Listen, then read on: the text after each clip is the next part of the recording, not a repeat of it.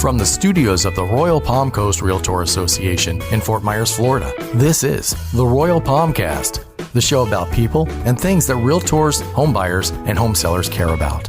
And now, here's your host, Jim Sanville. Hello and welcome to the Royal Palmcast, the show about people and things that realtors, home buyers, and home sellers care about. I'm your host, Jim Sanville, as Jerry has just confirmed. Thanks for that, Jerry. You're welcome, Jim. And we're coming to you from the production studios of the Royal Palm Coast Realtor Association in beautiful, sunny Fort Myers, Florida. I got to tell you, Jerry, I've lived in Florida for 5 years now, and I'm still waiting for the leaves to turn orange and yellow, and it's not happening. When does summer end here? You're only going to see leaves changing on a YouTube channel on your TV, Jim. You're really not going to see that. Okay, I'll take your word for it, Jerry, but so far so good. I'll tell you, I pinch myself on the way to work every day. I can't believe it took me so long to move here to Florida. I love it, love it, love it. I am very excited about being here at the studio today because we have a very special guest.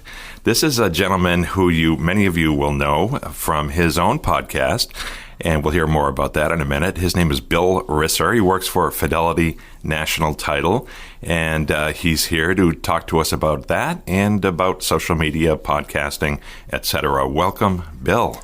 Jim, thank you so much for having me in here. I'm excited to be here.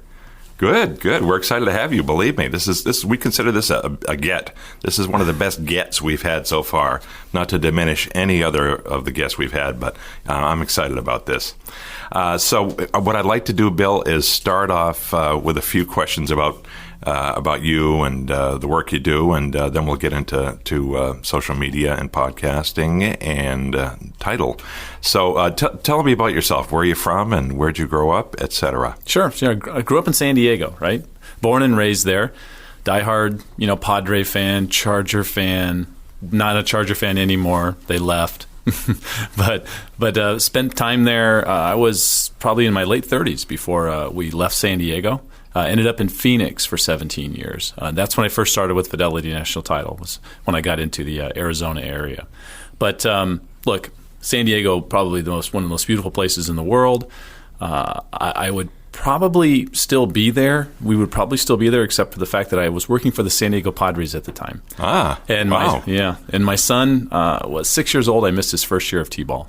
So I decided, maybe there'd be a better opportunity, something I could try, maybe something a little bit different. And I had a friend in Phoenix who had an opportunity for me, and we took that big jump, that kind of move out to the desert. I'm very happy that we did it, my wife and I. So, what did you do for the Padres? I was assistant director of ticket services at the time. I was in the ticket office. Uh-huh. Great job, a lot of hard work, a lot of long hours during the runs where we did well. In '98, we went to the World Series, actually. Wow! So a lot of fun, but a lot of 24-hour stints in the ticket office trying to get everything ready. That is so cool. Yeah. I love baseball. And, of course, Fort Myers is a huge baseball city with the Red Sox and the Twins here. I love coming down here in the spring. Absolutely. Yeah. I'll somehow find a way over to both ballparks. Yeah, you've got the New York Yankees in Tampa, of course. We do. So that's quite a draw for that area, I know. Yep. Yeah. So talk to me about your podcast.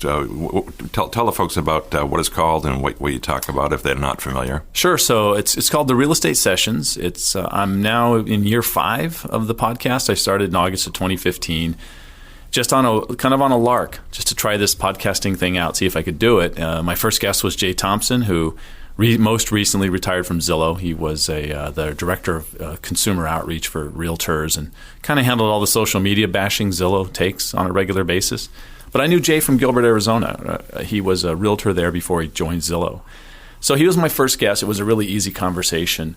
And from there, I just kind of kept going. And since August of 2015, every week I've either put out a new episode, or when I do take kind of a break, I'll put out a best of. I call it the Rewind series, the Real Estate Sessions Rewind, and it's a way to bring back some of my favorite episodes. But it really, for me, podcasting I'd become aware of podcasting. I was listening to podcasts myself. A couple of agents were playing with it, Pat Hibben being one of them. He has Real Estate Rockstars, really good podcast. And I thought, I'm going to try that. I think I can do it. So which podcast do you like to listen to other than the realtor business kind of stuff? Yeah, outside of the real estate world, sure. Look, I'm Adam Carolla, which it can be a polarizing person. He's not for everybody. But I listened to Adam's podcast heavily when he was on terrestrial radio for a little while, created his own podcast. At the time, had one of the largest podcasts in the history of podcasting back in 2009, 2010, that range. And I love listening to really good interviewers. And this is another very polarizing guy. But one of the best interviewers I feel out there ever was Howard Stern. When he was serious and having interviews, I loved the way he had these long form talks with people.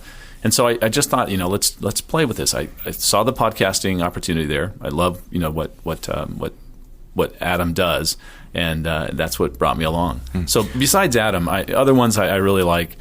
Tim Ferriss, those are those long form 2-hour episodes. If I'm on a long walk or a long drive across the state, then I'll queue up one of his interviews. Really well done. Yeah, I love the way Carolla puts it on his podcast. He says he's got a pirate ship. Yeah, so he completely owns the entire thing. Yeah. There's no reporting up to anybody. Right. He's the boss. Yeah, a lot of folks who've been in terrestrial radio for their careers have had run-ins with senior management, and we're showing the door, that kind of thing. So yeah, it's liberating, I'm sure, for some of these great talents. And look, it's exploding today, right? I mean, it's tough to find somebody without a podcast sometimes, but it's I think for people that do them well, it's a very easy way to get information out to people. I think what's most important for me is the public kind of perception of podcasting has changed. I think they understand it's a great way to get information. I like to target realtors with my work. I think realtors have a ton of windshield time, and what better way to learn than to kind of take advantage of that time that normally you're not. Yeah, that's one of the things about podcasts that makes them very powerful. You can hit any niche interest there is. There's a podcast for it. Oh, yeah. It's all out there. Yeah. And if there isn't one, people can start their own because they've got a radio station in their pocket as well as a TV station with their smartphones. Yeah. Look, they've Anchor, what Anchor did, that big pivot they made from really they were a social media player that used audio. That's all it was. Mm-hmm. For them to just kind of go, no, we're just going to become this podcast, like the gateway to podcasting, right? With your phone, you can simply record a podcast, publish it through their site, and get it syndicated out to all the different podcast hosts. So yeah, it's a very, very cool thing, I think.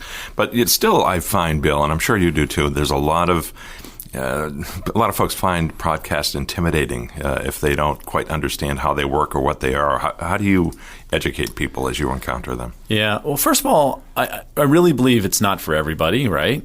I don't think video's for everybody. Mm-hmm. I think for some people they shouldn't be on social media, depending on how they handle things. But if somebody wants to share information, wants to talk about a specific topic, it's become easier than ever. Really, you don't have to spend thousands of dollars to start a podcast. I mean, you really have all the equipment you need if you want to get going and give it a crack and see how it works. Recording into your phone, silly as that sounds, or grabbing your earbuds, and just having that mic hanging off the ear, will give you a decent sound that can get a podcast going. And if you decide after 10 or 15 episodes this is for you, at that point, you're going to start, kind of spending some money. And once again, here, you don't have to spend $500 on a Shure MB7, but you can start with a microphone that's $25 on, Amazon. And once you decide that you don't like the way that sounds, your voice sounds better on this other microphone that's $100, you start slowly working your way up. It's exactly how I built my podcast. Many of those first episodes, it's the earbud from from my MacBook. Mm-hmm. That's my audio. I can see Jerry here cringing. yeah, Jerry. It's all go. Okay. Jerry's a gear guy. I know. He knows and appreciates all the good Well, stuff. it's just like in photography. The best camera is the camera you have. Yeah. Mm-hmm. So use what you got. Start small, and if you like it, move on up. Yeah, absolutely. So talk to me about some of the best podcasts out there for realtors. Yeah, so there's a lot of them, right? And I'm part of a group called the Industry Syndicate.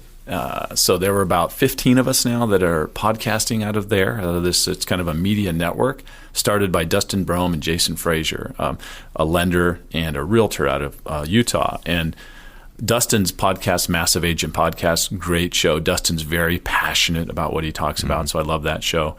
Chelsea Peitz is out of Arizona. She's got one called Voice of Social Sales. Peitz, how do you spell that? Peitz. Okay. Yeah. And Voice of Social Sales is a great podcast for figuring out how to use social in a better way. So those are two probably right at the top for me, people that I listen to kind of make sure I'm not missing something, as far as what I'm talking about when I'm meeting with realtors. You mentioned that is it Stacy who does the podcast about social? Chelsea. Chelsea, my apologies. That's a great jump off point, because I think a lot of realtors aren't fully appreciating or leveraging the power of social media. Can you tell me what your take is on that? So I'm a little different there, Jim. My take is this. I think relationships are everything in this world. I've asked thousands of realtors around the country, are relationships critical to your success? The answer is unanimous. Think about it. What's unanimous, especially in the world of real estate, right? Everybody agrees. And we have social media. We have this thing that allows us to build better relationships. But I know this, right? I've been married 31 years. I know at the end of the day, when I get home to see Cindy, there's one thing that keeps my relationship with her strong. And that's not me blabbing about my day, but it's me listening intently to her day, right? And this, to be honest, this is kind of a dude problem. We don't listen very well. There are thousands of books written about this. Be careful, I'm a dude. I know. We're all three of us here, we're all in the same boat, right, Jerry? Okay. So here's my take. I think that if we can learn to listen intently in our relationships in person, why can't we do the same thing on social media? And for me, the power of Facebook for me is not how well I can craft a post. I don't think many agents are expert copywriters, because that's a skill, or graphic designers. But you know what they can do? They can create a custom list on their Facebook account and follow their top 10 clients, the people that really matter in their life, and never miss one of their posts and look for opportunities to engage them, right? Everybody gets a little bit of an endorphin hit when people get a ton of likes on a post, right? We all love it, right? Well, instead of being a user of that, I want to be a pusher, right? Be the one that's commenting or engaging or absolutely picking up that phone, that studio. It does make phone calls still. Pick up the phone and call them. So when I talk to people about social media, I'll defer out to Chelsea and some of the other experts for how to craft really cool looking posts. But I think the power there is to listen intently and find opportunities to serve, to engage, to continue to foster those relationships that are going to help your business. I'm sorry, did you say something? Oh, listening is important. Got it. Yeah, there was a setup. That was good. Yeah, well, that's a very interesting way to look at things. It's not sexy, right? Everybody wants to have this greatest, latest curation of content or some way to put something amazing online, and you have to do the basic branding things. I'm a huge believer in video, and we're here at the Royal Palm Coast studio. This thing is amazing. I don't know. This is amazing. So you guys have done great work here, and I think that for the average agent, right, to understand that all you've got to do is get some content up there that kind of lays out who you are, be authentic. Don't try to be something you're not. Just be who you are. That's all it really takes for content creation. But all the heavy lifting happens on the back end, right? I'll give you an idea for your listeners as well. I see people doing this now. I go on to my top 10 list of people that are really important in my business. I see that one of them is sick, because I don't miss a single post. They've got a cold. I know agents who are now using Amazon Now in cities that have that, and an hour later, a cold kit showing up at that person's house going, "Hey, I saw you were sick. I think I'm going to..." And you know what that person does? They take a picture of it and put it on Facebook and say, "Check out what my agent did." Right? That's powerful. Right. And so you have that. That is within our realm now. That's here. And we have people that, just kind of not taking advantage. It's so cool, all the tools we have available to us. Yeah. We are living in the future. We are. The one we dreamed of. Everything but flying cars. Yeah, that Jetson mobile's not here yet. We'll get there. I hear some music playing in the background, and that tells me it is time for a break. So you are listening to the Royal Palmcast. My name is Jim Sanville. We are here with Bill Risser, as well as Jerry Johnson, and we will be right back after this.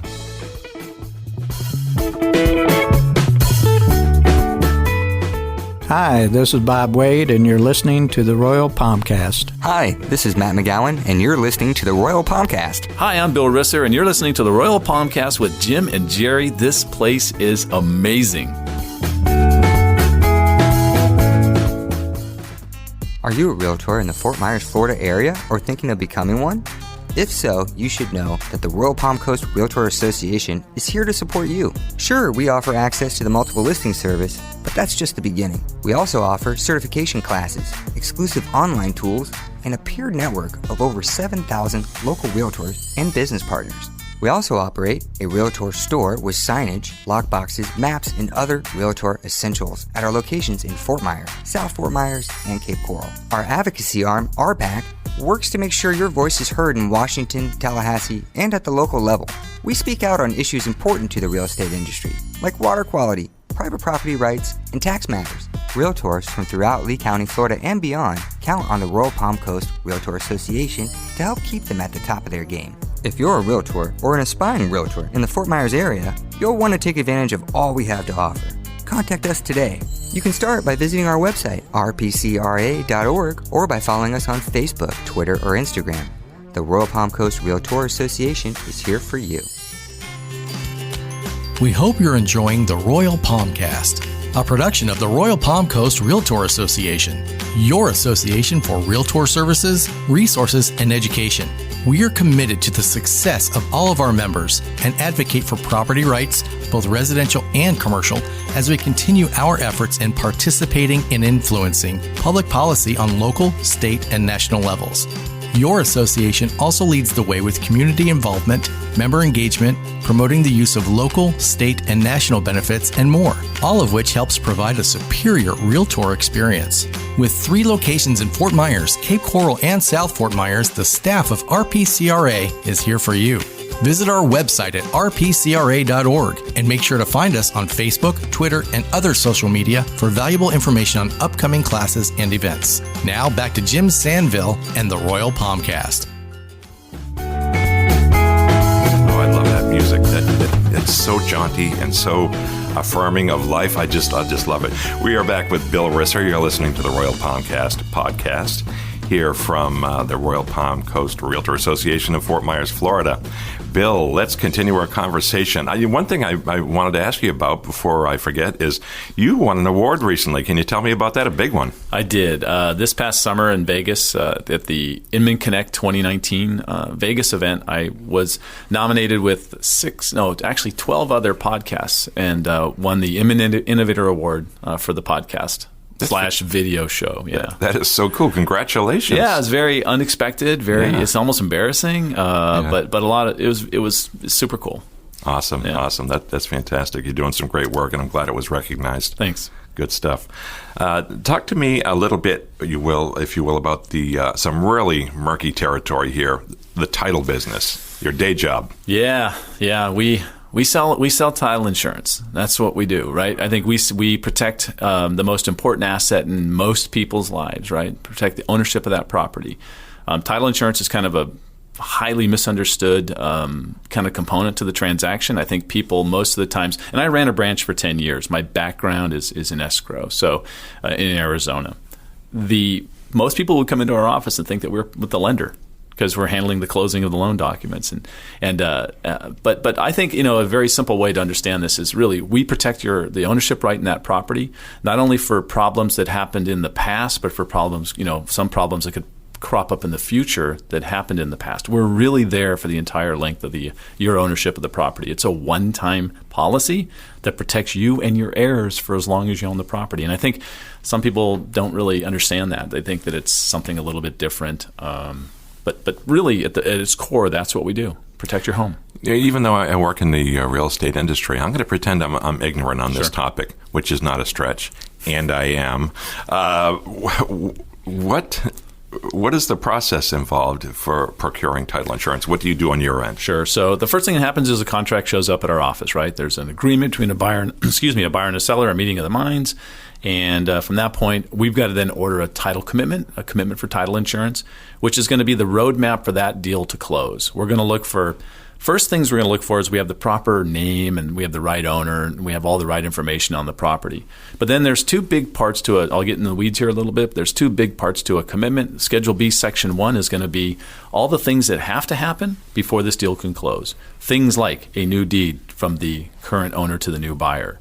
We need to pay off any outstanding mortgages against the property. they'll do a lien search, and if we find liens, we're going to have to make sure those liens are satisfied as well. We're going to make sure the taxes are current and the taxes are taken care of. So they're really, for the closer, Schedule B, Section 1 is this roadmap. This has to happen before we can issue title insurance. That's what this commitment's all about, right? There's a second part to the title commitment that's Schedule B, Section 2. These are the exceptions. These are things we are not going to insure. And so it goes on, and it's going to be future tax payments, things like that, things dealing with the HOA. If the HOA changes going forward in the future, that's the new owner's responsibility. We're not insuring that. And also things that come out of the past. I mean, there's some really crazy CC&Rs, conditions, and restrictions, from very old times that are just horrific to even think about, that were part of some of those old subdivisions, right? And so those things obviously aren't going to be covered under our policy. So then the closer uses that as kind of the roadmap. And then the process for us gets to be, I explain this to my son. If you want to think about what escrow is, you've got a bag of money, Jim, and I've got keys to my house. And so you're going to reach out and take hold of the keys, and I'm going to take hold of that bag of money, and I'm going to ask you to let go, and you don't want to let go first, and I'm not going to let go first. No one's going to let go. So what we do in escrow is we hold the keys in the bag of money, and when the contract's satisfied, we switch them. You get the keys, I get the bag. Okay. You're a trusted partner in the transaction. We're the Switzerland of the real estate transaction, Nice. right? Yeah, at escrow, we're a disinterested third party who's just following the instructions that people hand to us. Yeah. Interesting. Do you think most realtors have a good, solid appreciation and understanding of this process? Can I take the Please. fifth? No. No, look, I think that they understand that we're a big part of the process. I don't know how deep they know it. It's part of the training that I do in my role, is to make sure that the agents understand, realtors understand exactly what we do, right? I think it's important.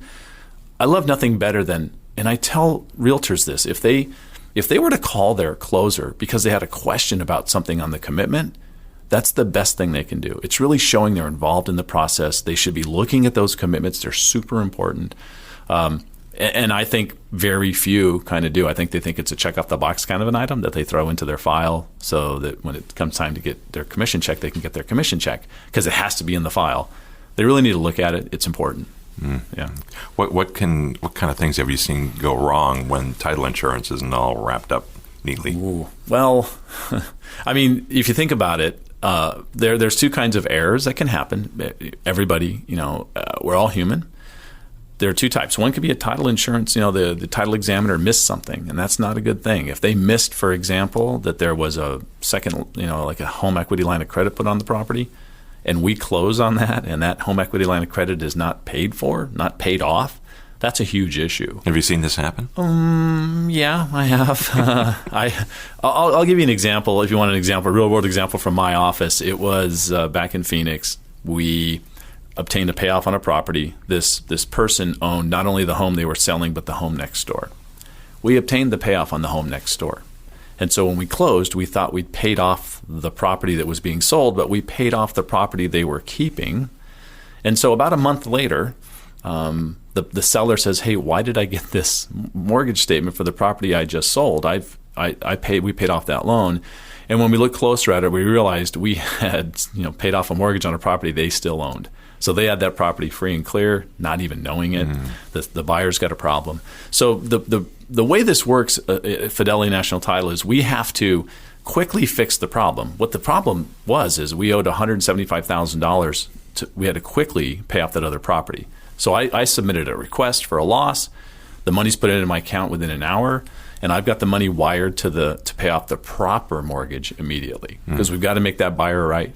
So you take the hit on that. We take the hit instantly, and then we go after getting that other loan back on the property. And so we were able to do that. It took about another month, but it's part of the process, right? When those kinds of things happens, that's what title insurance is going to cover, right? We're the ones who had to fix all that stuff. Yeah, first stop the bleeding and then sort things out. I think that's really important to know, because if you can't, if you don't have the wherewithal to make that happen, I know that, I've heard, not companies I've been associated with, but I've heard of multi-million-dollar situations, in a commercial deal where they got to take the hit, and it was one of our Fidelity brands that was able to just get that thing fixed, but it took 2.5 years for the recoupment process to go on to get the money back from the person who had inadvertently been enriched. Interesting. Yeah, sure. it's that's not the fun side of title, Jim. Yeah, no. Well, tell me what is within a realtor's control in terms of making sure the process works as it should. Yeah, I think first of all, educating their consumers a little bit better, just to say, hey, this is what title insurance is all about.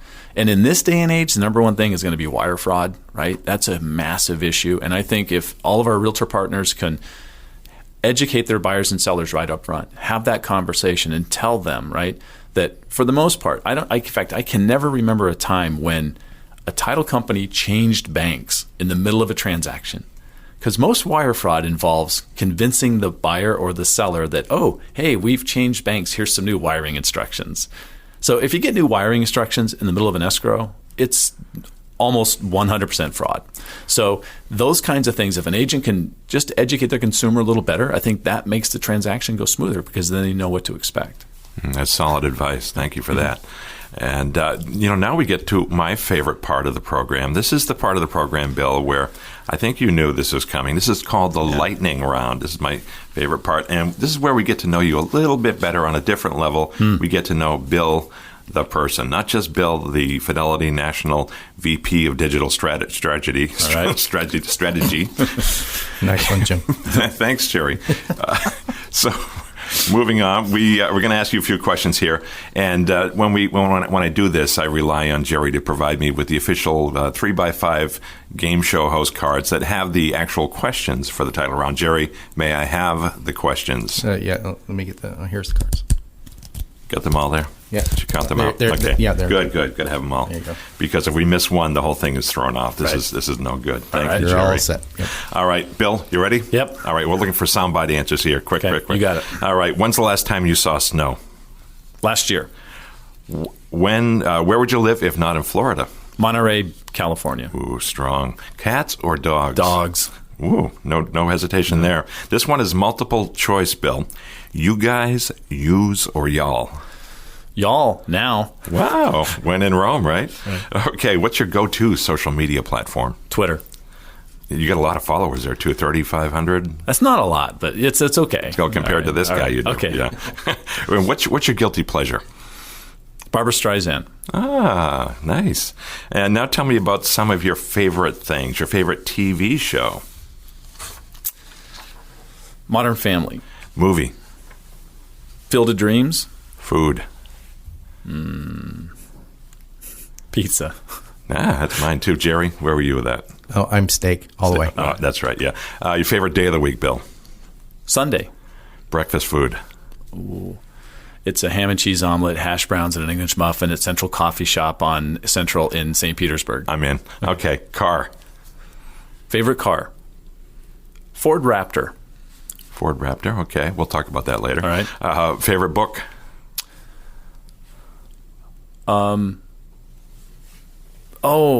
Exodus, Leon Uris. Ah, it's a classic. And how about your favorite form of recreation? Golf. Nice. You were living in the perfect state, as you've always lived in I California, have. Arizona, Florida. Oh, there you go. Yeah. Changing the subject here a little bit. Socks with sandals, yes or no? Oh, my gosh. No, never. Never. Okay. Who's your personal hero? Oh, man, that's a great question. I should have a rapid answer for that. My personal hero. Wow, I'm failing you here, We can Jim. come back to that. All right, let me give you a personal hero. It's going to be. Wow, I don't have an answer for that. Is that weird? Am I It's the only one probably who's stunned? Jerry, and you just don't want to embarrass him. So I get that. So we can move on. That's I don't. It's funny. I don't ever think about that. Well, this will give you. And food I would for not thought. want to give a random quick answer without thinking about This it. is food for thought, all and right. we'll put it in the show notes. How's that? All right, good. What's your favorite? I'm sorry. What imitations do you do? Do you do any voice imitations? Pete Puma. Let's hear it. I'm the little feller's mother, and I was so worried. I don't know. It wasn't that good, but he that was good, a cartoon Jerry? guy. I don't know. That was great. I just don't know the character. That's how you do an imitation. You don't tell them who the character yes, is. Yeah. dude, Then really it was spot on. Okay. It's really obscure, but spot on. Thank you. So I hold in my hand now, Bill, the last lightning round question. All right. Okay? Yep. This is it. All right. You get one bucket list item. What is it? One bucket list item is going to be a round of golf with Tiger Woods. Oh, that would be cool. I agree. All right. Thank you, Bill, for playing along, being a sport. And if you do come up with that personal hero on the way home, feel free to let us know. Again, we'll put it in the show notes. Now, how can people reach you? Really, Bill Risser. You can Google me everywhere you can find things. The Real Estate Sessions podcast is a great way to reach out. Love that. Bill Risser at Gmail. I'm very open with my email. You can send me a note. And like I said, just Google me. I love to talk to people on social. Hit me up on Twitter at Bill Risser. Very few people in the real estate space are really active on Twitter. A little piece of me dies every time I ask the question, who's on Twitter, and no hands go up. Right. So. And Risser is Risser. Correct. Risser. Yeah. All right, Bill Risser. Okay, that's awesome. And so I can tell from that music, thank you, Jerry, that we have come to the end of this episode of the Royal Palmcast. This is the show about people and things that realtors, home buyers, and home sellers care about. If you would like to connect with us, you can do so by sending an email to shows@rpcra.org. That's rpcra.org. And I want to thank our producer and director of marketing and communications, Jerry Johnson, along with our CEO, Beata Jones, and the entire staff of the Royal Palm Coast Realtor Association here in Fort Myers, Florida, for all the help and support. And be sure to check out our other podcast. That's Realtor Riff Rap with host Nick Vigelis, and of course our YouTube show, which is called Realtor's Corner with Nick and Joanna Rowell. We also have sponsorship opportunities coming up very soon for our productions and other aspects of our organization here, so we hope you'll check that out. So thanks for listening, folks. We will see you next time. Thanks for listening to the Royal Palmcast. Tune in again for more episodes and make sure to check out our sister podcast, Realtor Riff Rap, and our video news show, Realtor's Corner, which can be found on the Royal Palm Coast Realtor Association Facebook page and YouTube channel. Sponsorship opportunities for these programs and more coming soon. So stay connected with RPCRA and stay tuned. This has been a production of the Royal Palm Coast Realtor Association.